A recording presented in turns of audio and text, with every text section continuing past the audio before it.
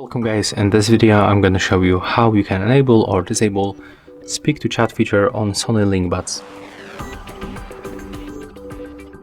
Okay, so first of all we have to open the Sony headphones application, and when we are here we have to switch to the sound option, and in this place we can turn on and turn off this feature by tapping on the switcher. When you enable this option, you can also get the customized options, like for example you can detect the voice sensitivity. You can change right here. That's also the description if you don't know what is going on.